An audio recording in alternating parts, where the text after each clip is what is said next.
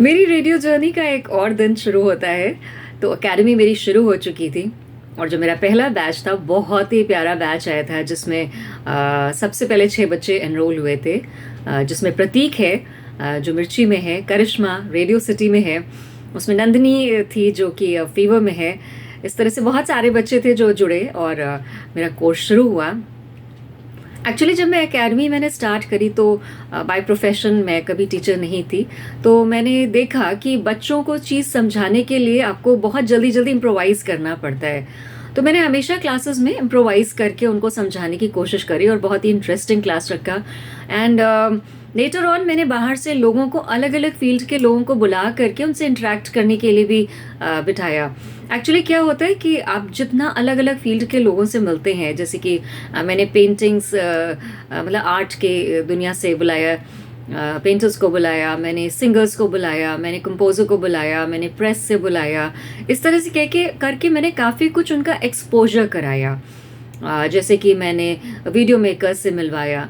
भले कोई रेलेवेंस हो किसी की या ना हो, लेकिन जब आप किसी दूसरे जॉनर के इंसान से मिलते हो तो आपका जो देखने का नज़रिया होता है, आपका जो एक्सपर्टीज़ होती है, उसको और चार चांद लग जाते हैं क्योंकि आप नए सिरे से सोचना शुरू करते हैं।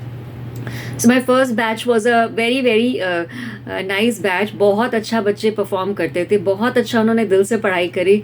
लेटर ऑन वो जो मैंने वेन्यू की बात बताई थी उससे मैं घर शिफ्ट हो गई क्योंकि work from home was better for me, more comfortable because of my daughter.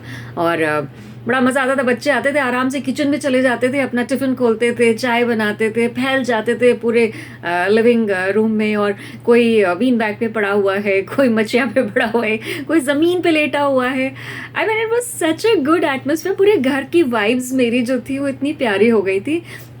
Thanks to my batch one, I remember all of you. You were all so cute and so good. And Karishma तुम तो GeM थी बिल्कुल। ये लड़की तो पैदा ही हुई थी रेडियो में आने के लिए, मैंने उससे कहा भी था। And Prateek, he was so good, बहुत अच्छा, उसका सेंस ऑफ ह्यूमर बहुत कमाल का था। बहुत सारे बच्चे फिर धीरे धीरे बैच 2 आया, 3 आया, 4 आया, 5 आया, 6 आया, ऐसे बढ़ते चले गए। और मेरी जो एकेडमी है वो जब तक कोरोना नहीं जो है मतलब आया था तब तक तो बहुत ही आराम से चल रही थी। But you know one interesting fact क्या हुआ कि जब कोरोना आया तो मेरी लाइफ में जया नाम की एक कन्या आई, जिसको मैंने, वो कोर्स जो प्रैक्टिकल होता है, जो इंटरैक्टिव होता है, उसको मैंने ऑनलाइन फिर मैंने ट्राई करा। मैंने ये भी चैलेंज लिया, मैंने कहा कि ये जो मेरा 8 महीने का प्रैक्टिकल कोर्सेस को ऑनलाइन करके देखते हैं। You won't believe, Jaya is like a genius girl. वो रेड एफएम में इस वक्त है एज अ म्यूजिक मैनेजर।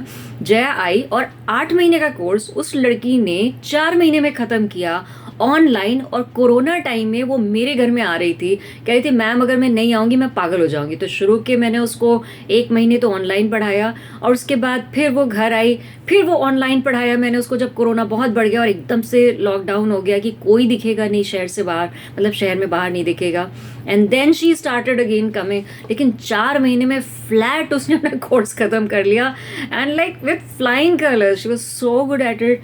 फिर उसके बाद तुरंत उसकी फीवर में जो है वो इंटर्नशिप भी लग गई एंड देन उसी के दौरान उसका जो है वो रेड एफएम में जॉब भी लग गया। ये लड़की मुझे हमेशा याद रखेगी। और दूसरी मुझे पायल हमेशा याद रहेगी। पायल बिल्कुल शुरू शुरू में आई थी मेरे पास और पायल ने कहा था मैम मेरे पास कोई प्लान भी है नहीं, मुझे सिर्फ जाना है, रेडियो में ही जाना, मैं उसी के लिए बनी हुई हूँ। और मैंने बचपन में आपको सुना था।